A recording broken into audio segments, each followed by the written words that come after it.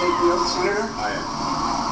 I, Barack Hussein Obama, do solemnly swear I, Barack Hussein Obama, do solemnly swear that I will execute the office of President to the United States faithfully, that I will execute faithfully the office of President of the United States, President of the United States faithfully, and will, to the best of my ability, preserve, protect, and defend the Constitution of the United States. Preserve, protect, and defend the Constitution of the United States. So help you God. So help me God. Congratulations, Mr. President.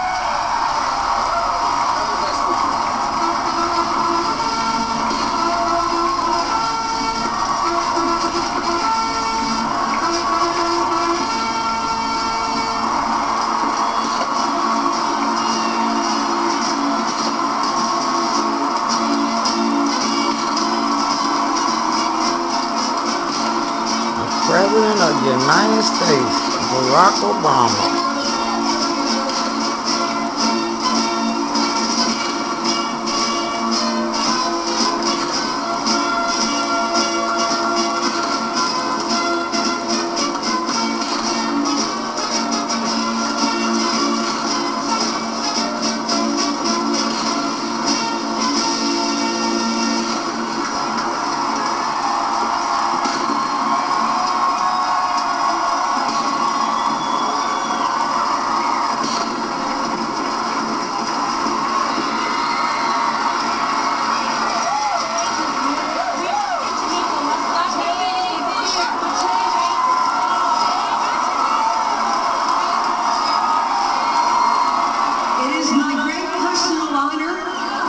Present the 44th President of these United States, Barack Obama.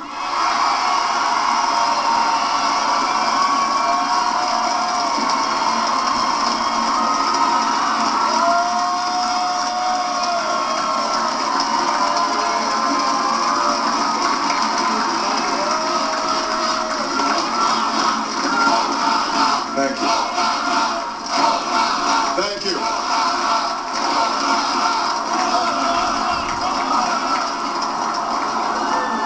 My fellow citizens, I stand here today humbled by the task before us, grateful for the trust you've bestowed, mindful of the sacrifices borne by our ancestors. I thank President Bush for his service to our nation.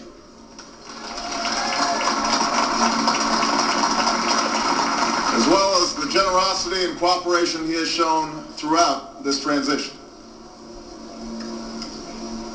44 Americans have now taken the presidential oath. The words have been spoken during rising tides of prosperity and the still waters of peace. Yet, every so often, the oath is taken amidst gathering clouds and raging storms. At these moments, America has carried on not simply because of the skill or vision of those in high office, but because we, the people, have remained faithful to the ideals of our forebears and true to our founding documents. So it has been, so it must be with this generation of Americans. That we are in the midst of crisis is now well understood. Our nation is at war against a far-reaching network of violence and hatred. Our economy is badly weakened, a consequence of greed and irresponsibility on the part of some, but also our collective failure to make hard choices and prepare the nation for a new age. Homes have been lost, jobs shed, businesses shuttered. Our health care is too costly, our schools fail too many, and each day brings further evidence that the ways we use energy strengthen our adversaries and threaten our planet. These are the indicators of crisis, subject to data and statistics. Less measurable, but no less profound, is a sapping of confidence across our land. A nagging fear that America's decline is inevitable, that the next generation must lower its sights. Today, I say to you that the challenges we face are real. They are serious and they are many. They will not be met easily or in a short span of time. But know this, America, they will be met.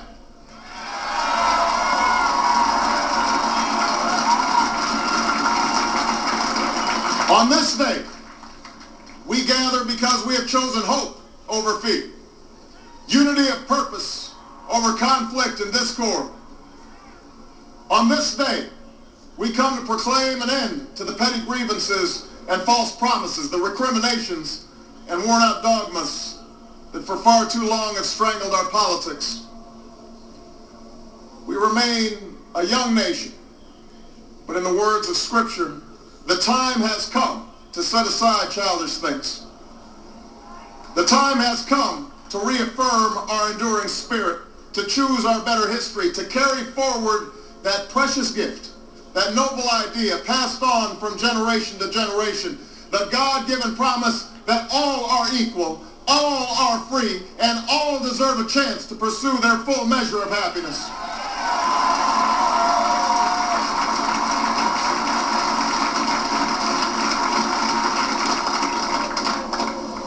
In reaffirming the greatness of our nation, we understand that greatness is never a given.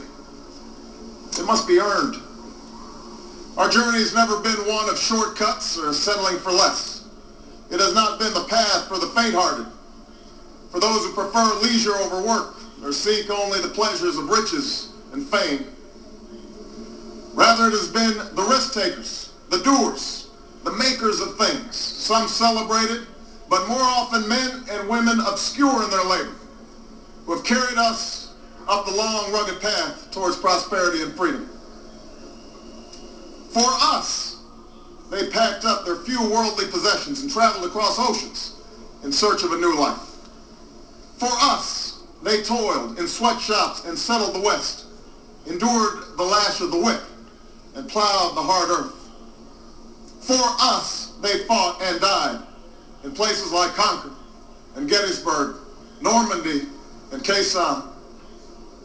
Time and again, these men and women struggled and sacrificed and worked till their hands were raw so that we might live a better life. They saw America as bigger than the sum of our individual ambitions, greater than all the differences of birth or wealth or faction. This is the journey we continue today.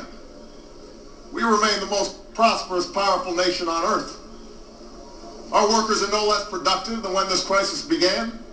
Our minds are no less inventive, our goods and services no less needed than they were last week or last month or last year. Our capacity remains undiminished, but our time of standing pat, of protecting narrow interests and putting off unpleasant decisions, that time has surely passed. Starting today, we must pick ourselves up, dust ourselves off, and begin again the work of remaking America.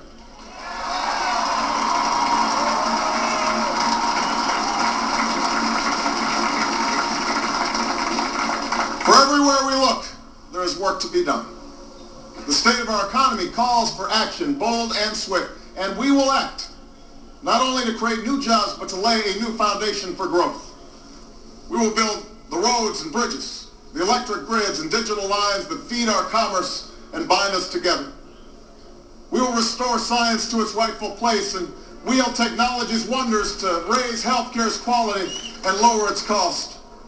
We will harness the sun and the winds and the soil to fuel our cars and run our factories, and we will transform our schools and colleges and universities to meet the demands of a new age. All this we can do. All this we will do. Now, there are some who question the scale of our ambitions, who suggest that our system cannot tolerate too many big plans. Their memories are short, for they have forgotten what this country has already done, what free men and women can achieve when imagination is joined to common purpose,